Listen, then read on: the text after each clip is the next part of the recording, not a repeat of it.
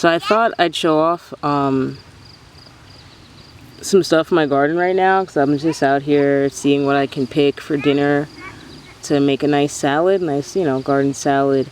And I thought it'd be a good opportunity to show off some of the companion planting and successive gardening that I try to implement out here. And as you can see, there's some borage. There's a lot of borage out here that's springing up from last year. And then also what I planted this year were the onions. And I planted the onions along the border of both sides of this bed. This bed's about 3 feet wide by maybe 12 feet long. Yeah, about 3.5 by 12 feet long.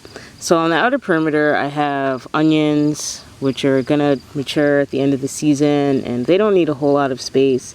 And then I paired them with different bell peppers this year. Last year, I grew strictly tomatoes in this bed, so this year, no nightshades, doing the bell peppers.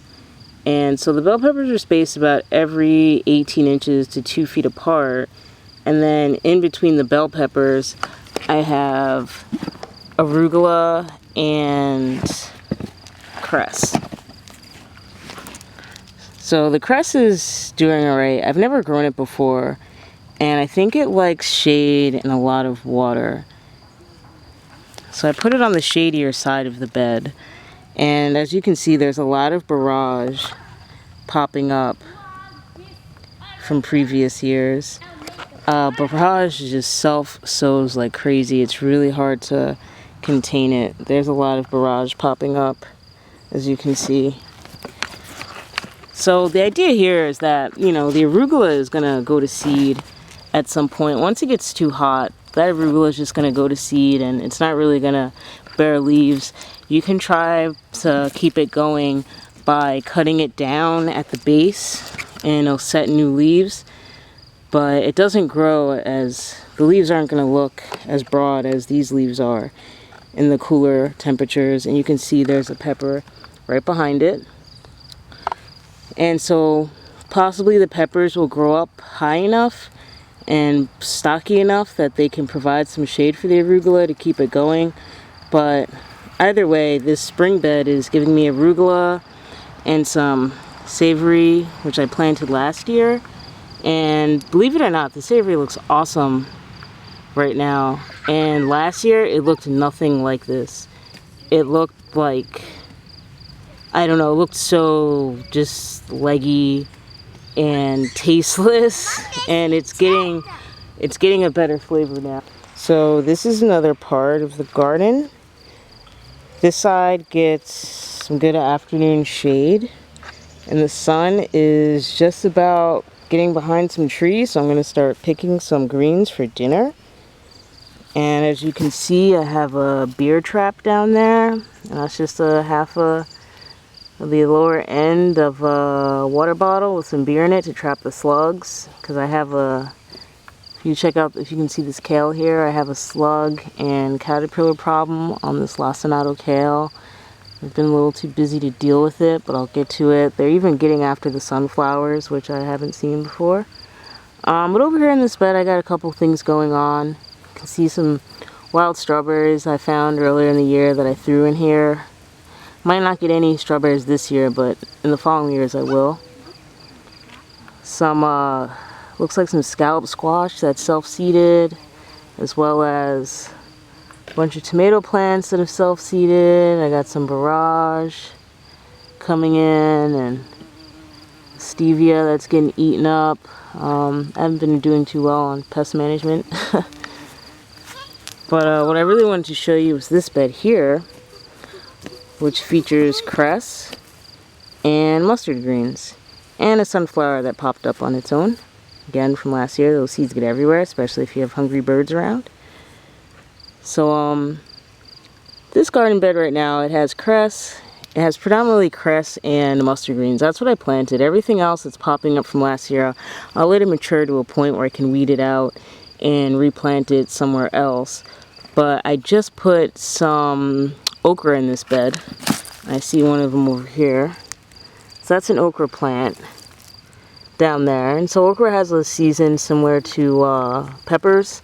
So it's going to take a while to mature. And, you know, we'll get fruits from it at the end of the year, at the end of the season.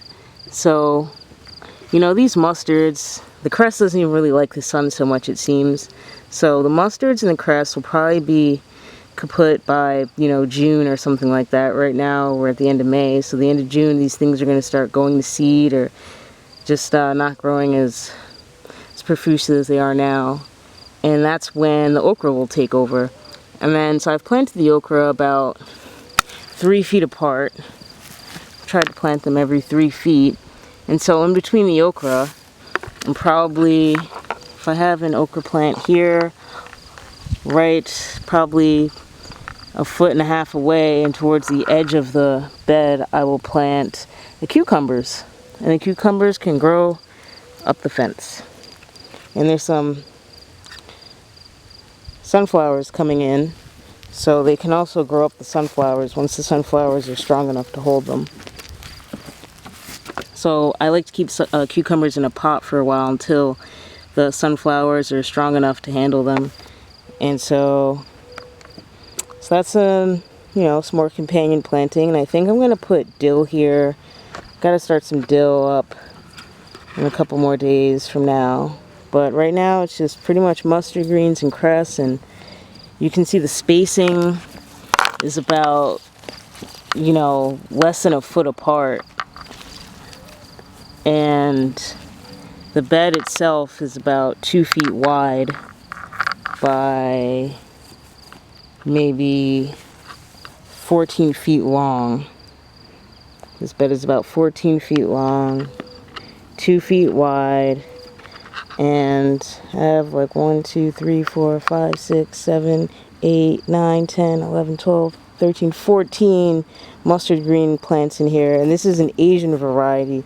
And last year they got a little root bound because I waited too long to put them out because it was a really cold winter, and they didn't grow this big at all. They never grew this big. The leaves never grew this big. They're really small leaves. And so I'm getting a better harvest this year, so that's great.